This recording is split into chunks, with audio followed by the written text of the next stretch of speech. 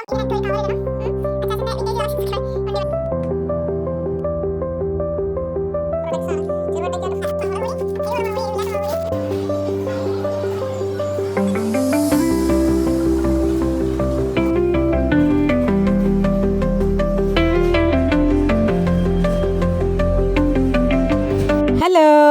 ഇന്നത്തെ വീഡിയോ വന്നിട്ട് നാട്ടിൽ പോയിട്ട് വന്നതിന് ശേഷമുള്ള അൺപാക്കിങ്ങും ഷോപ്പിങ്ങും ഒക്കെയാണ്. ഇതാണ് ഞങ്ങളുടെ ലിവിങ് റൂം. നമ്മൾക്ക് ഇതിൻ്റെ അകത്തൊക്കെ ഒരുപാട് മാറ്റങ്ങൾ വരുത്താനുണ്ട്. ബിക്കോസ് നമ്മളുടെ കുഞ്ഞാപ്പ് വന്നിട്ടുണ്ട്. അപ്പം ഇതിനൊക്കെ ഒരു കവർ ഇടണം. അച്ചാച്ചൻ്റെ വിൻറ്റേജ് കളക്ഷൻസൊക്കെ ഇവിടെ ഉണ്ട് ഇവിടെ. അപ്പോൾ അതിനകത്തെല്ലാം നമുക്ക് എന്താ പറയുക, കവറൊക്കെ ഇട്ട് വയ്ക്കാനുണ്ട്. അല്ലെങ്കിൽ നമ്മുടെ തക്കടും ഇതെല്ലാം എടുത്ത് താഴെ ഇടുന്നതായിരിക്കും. ഇനി എനിക്ക് ഏറ്റവും സങ്കടം വരുന്നത് വേറൊന്നുമല്ല, ഇവിടുത്തെ ക്ലൈമറ്റാണ്. ഞാൻ ഇതിൻ്റെ അകത്ത് ലൈറ്റ് ഇട്ടിട്ടില്ല. ഇട്ടിട്ടും വലിയ കാര്യമൊന്നുമില്ല. വെളി വെട്ടം ഇല്ലെങ്കിൽ പിന്നെ അകത്ത് ലൈറ്റ് ഇട്ടിട്ട് വലിയ കാര്യമൊന്നുമില്ലല്ലോ. കണ്ടോ എന്ത് മൂടിയാണ് ഇവിടെ ഇരിക്കുന്നത്, നിങ്ങളൊന്ന് നോക്കിക്കേ. അപ്പോൾ വന്നപ്പോൾ തൊട്ടേ ഇങ്ങനെ ഭയങ്കര മൂടിയായിട്ടിരിക്കുകയാണ്. കുഞ്ഞാവയാണെങ്കിൽ എൻ്റെ കയ്യിൽ നിന്ന് ഇറങ്ങുന്നില്ല.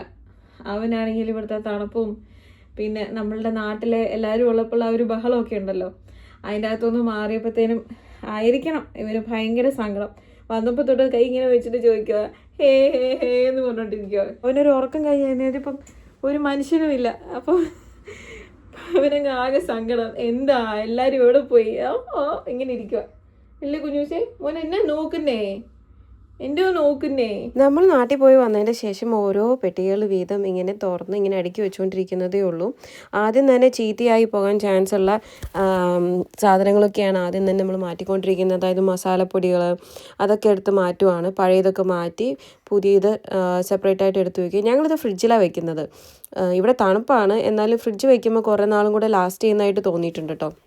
മസാലപ്പൊടികളൊക്കെ നമ്മൾ നാട്ടിൽ നിന്ന് തന്നെയാണ് കേട്ടോ കൊണ്ടുവരാറുള്ളത്. ചെറുവട്ടയ്ക്കാട്ട് മില്ല്, ഇത് നമ്മളുടെ തന്നെ മില്ലാണ് നാട്ടിലുള്ളത്. അപ്പോൾ നമ്മൾ തന്നെ പൊടിച്ചുകൊണ്ട് വരികയാണ് ചെയ്യുന്നത്.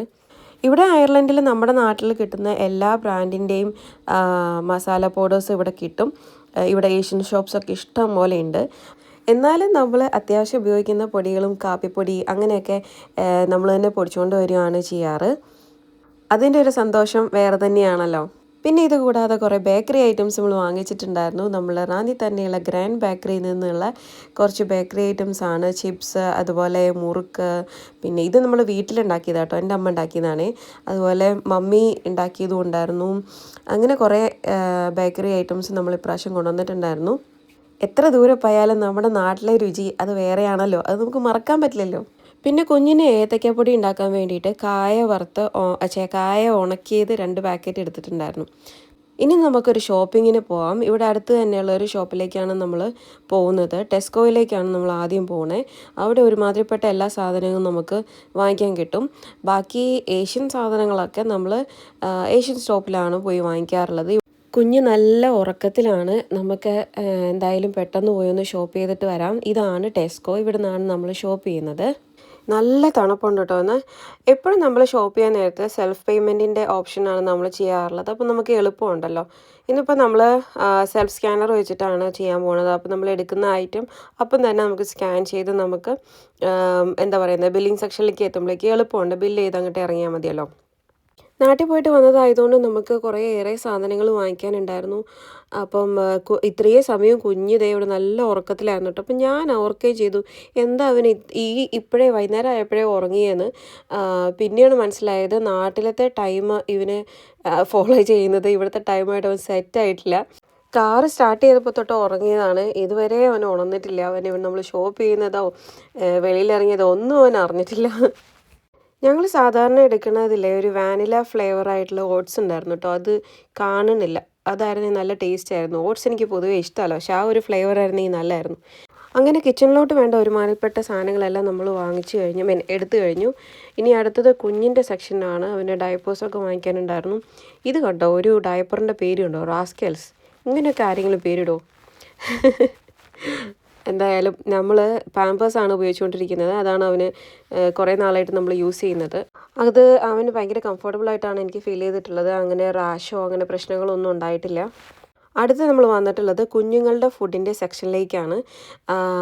ഈ ഒരു എന്താ പറയുന്നത് ടെട്രാ പാക്ക് ഭയങ്കര യൂസാണ് കേട്ടോ. നമ്മൾ യാത്രയിലൊക്കെ പോകുമ്പോൾ ഇത് എപ്പോഴൊന്നും കൊടുക്കാനല്ല, നമ്മൾ യാത്രയൊക്കെ ചെയ്യുമ്പോൾ ഒക്കെ ഒന്നോ രണ്ടോ എന്താ പറയുന്നത് എപ്പോഴും ബാഗിൽ ഞാൻ വെക്കാറുണ്ട്. അപ്പോൾ പെട്ടെന്ന് അവർക്ക് വിശക്കുവാണെന്നുണ്ടെങ്കിൽ പെട്ടെന്ന് അവർക്ക് എടുത്തു കൊടുക്കാമല്ലോ.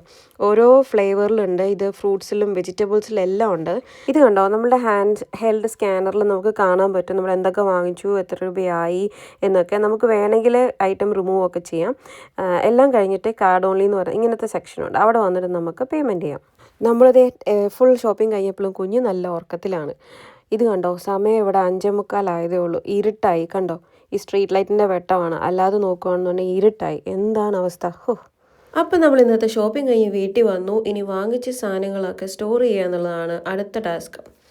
ചില ആളുകൾ 5 4 3 2 1 എന്ന് പറയുന്ന മെത്തേഡിലൊക്കെ ഷോപ്പിംഗ് ചെയ്യാറുണ്ട്. പക്ഷെ എന്തോ നമ്മൾക്കതൊന്നും നടക്കാറില്ല. ഇപ്പം നമ്മൾ ഷോപ്പ് ചെയ്ത് വെച്ചെന്ന് പറഞ്ഞാലും നമുക്ക് എന്തെങ്കിലും ഒരു കാര്യം കഴിക്കുന്നത് തോന്നിയാൽ അപ്പോൾ പോയി വാങ്ങിക്കുക എന്നുള്ളതാണ് നമ്മളുടെ ഒരു റൂള്. പിന്നെ വീട്ടിൽ ഗസ്റ്റ് വരുമ്പോൾ ആളുകളുടെ എണ്ണം കൂടുമ്പോൾ അതിന് വേറൊരു ഷോപ്പിംഗ്, അങ്ങനെ. അപ്പോൾ അത്യാവശ്യം വേണ്ടുന്ന സാധനങ്ങളുടെയൊക്കെ ഷോപ്പിംഗ് നമ്മൾ ഇന്ന് ചെയ്തിട്ടുണ്ട്. കഴിഞ്ഞ 6 മാസത്തിന് ശേഷമാണല്ലോ ഞാനും കുഞ്ഞും ഇങ്ങോട്ട് വരുന്നത്. സമ്മർ ടൈമിൽ നാട്ടിൽ പോയി തിരിച്ചു വരുന്നത് വിൻ്റർ ടൈമിലും. അപ്പം വിൻ്ററിൻ്റെ സമയത്ത് കുഞ്ഞിന് ഇടാൻ വേണ്ടിയിട്ടുള്ള ഡ്രസ്സൊക്കെ ഒന്ന് വാങ്ങിച്ചു. ഇനി അതെല്ലാം വാഷ് ചെയ്ത് ഡ്രൈ ചെയ്തെടുക്കുവാണ് അടുത്ത ടാസ്ക് വരുന്നത്. ഞാൻ നോക്കിയിട്ട് വലിയവരുടെ ഡ്രസ്സിനേക്കാളും കൂടുതൽ കുഞ്ഞുങ്ങളുടെ ഡ്രസ്സിലാണ് സ്റ്റിക്കേഴ്സും ടാഗ്സും ഒക്കെ. എന്തുമാത്രമാണ് ഇതെല്ലാം പൊട്ടിച്ച് വരുമ്പോഴേക്കും സമയം പോകും. കുഞ്ഞിന് ഡ്രസ്സ് വാങ്ങിക്കാൻ പോകാൻ എനിക്ക് ഭയങ്കര ഇഷ്ടമാണ് കേട്ടോ. കാരണം നല്ല ഭംഗിയുള്ള ഡ്രസ്സുകളാണ് അവിടെ ഉള്ളത്. പക്ഷേ ഏറ്റവും കൂടുതൽ കളക്ഷൻസ് ഉള്ളത് പെൺകുട്ടികൾക്കാണ്. എൻ്റെ അമ്മോ എന്തുമാത്രം. ബോയ്സിന് ഞാൻ ആകെ കാണുന്നത് കുറേ ന്യൂട്രൽ കളേഴ്സും പിന്നെ ബ്ലൂവിൽ കുറേ ഷെയ്ഡ്സും അങ്ങനെയൊക്കെയാണ്. പിന്നെ കുറേ കാർട്ടൂൺ ക്യാരക്ടേഴ്സിൻ്റെ ഫോട്ടോ വെച്ചിട്ടുള്ളത്, പ്രിൻ്റ് വെച്ചിട്ടുള്ള ഡ്രസ്സുകൾ, പിന്നെ സൂപ്പർ ഹീറോസിൻ്റെ പ്രിൻ്റ് വെച്ച ഡ്രസ്സുകൾ, ഇതൊക്കെയാണ്. ഇതൊന്നും ഇപ്പം വാങ്ങിച്ചിട്ട് കാര്യമില്ല, അവനത് ആരാന്ന് പോലും അറിയില്ല. ഇപ്പോൾ കുഞ്ഞ് നടക്കാനും അതുപോലെ പിടിച്ച് നിൽക്കാനും ഒക്കെ തുടങ്ങിയ ഒരു പ്രായമായതുകൊണ്ട് അവന് 1 ഇട്ട് കൊടുക്കുമ്പോൾ ഭയങ്കര ബുദ്ധിമുട്ടായിട്ട് തോന്നിയിട്ടുണ്ട്. ഇതാണ് ഞാൻ കുഞ്ഞിനെ ഡ്രസ്സ് വാഷ് ചെയ്യാൻ വേണ്ടി ഉപയോഗിക്കുന്നത് പൗഡർ കേട്ടോ. പൗഡർ അല്ല, അത് ക്യാപ്സ്യൂൾസ് ആണ്, നോൺ ബയോ ആണ്. നോൺ ബയോ വാങ്ങിച്ചു കഴിഞ്ഞാൽ മറ്റ് സാധാരണ പൗഡറിലുള്ള പോലത്തെ എൻസൈംസ് ഒന്നുമില്ല. അപ്പോൾ ഇവിടെ കുഞ്ഞുങ്ങൾ ഉണ്ടാവുന്ന ടൈം തൊട്ടേ അവർ പറയും നോൺ ബയോ വാങ്ങിച്ചാൽ മതി. കാരണം കുഞ്ഞുങ്ങളുടെ സ്കിന്നൊക്കെ ഭയങ്കര സെൻസിറ്റീവ് ആയിരിക്കുമല്ലോ. അപ്പോൾ അതെന്തിനോടാണ് സെൻസിറ്റീവ് ആവണമെന്നൊന്നും നമുക്ക് പറയാൻ പറ്റത്തില്ല. അപ്പോൾ അതുകൊണ്ട് സ്കിൻ ഇറിറ്റേഷൻസും മറ്റും ഒഴിവാക്കാൻ വേണ്ടിയിട്ട് ഇത് ഉപയോഗിക്കാനാണ് പറയാറ്. അപ്പം ഞാൻ പറഞ്ഞു വന്നത്, അപ്പോൾ അവന് 1 ഉപയോഗിക്കുമ്പോൾ നടക്കാനുള്ള ബുദ്ധിമുട്ട് ഞാൻ കണ്ടതുകൊണ്ട് ഞങ്ങൾ ചെറിയ കുട്ടി ട്രൗസേഴ്സും ജാക്കറ്റ്സൊക്കെയാണ് വാങ്ങിച്ചിട്ടുണ്ടായിരുന്നത്. അപ്പോൾ അവന് മൂവ്മെൻറ്റ് കുറച്ചും കൂടി ഈസി ആക്കുമല്ലോ. പിന്നെ പെട്ടെന്ന് നീളം വയ്ക്കുന്നുള്ളത് കൊണ്ട് ഒരുപാട് ക്ലോത്ത്സ് ഒന്നും വാങ്ങിച്ചിട്ട് കാര്യമൊന്നുമില്ല. എല്ലാം പഴയതെന്നുള്ള രീതിയിൽ മാറ്റി വയ്ക്കാനേ പറ്റുള്ളൂ.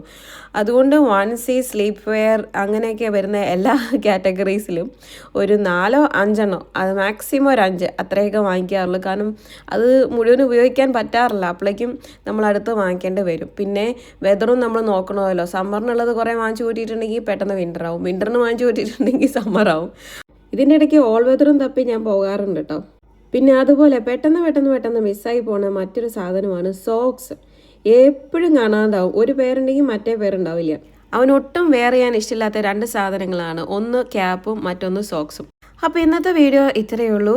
അപ്പോൾ ഇനി നമുക്ക് അടുത്ത വീഡിയോയിൽ അടുത്ത വിശേഷങ്ങളുമായിട്ട് കാണാം. Okay, by.